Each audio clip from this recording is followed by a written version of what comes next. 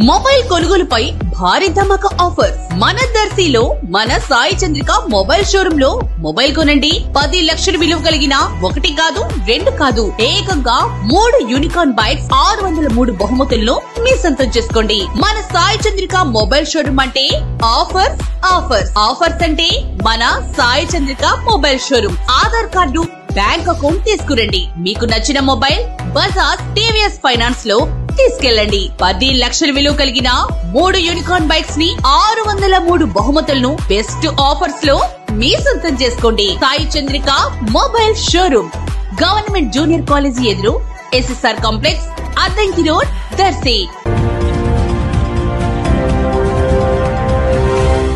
మన దర్శి వార్తలు ప్రేక్షకులకు నమస్కారం।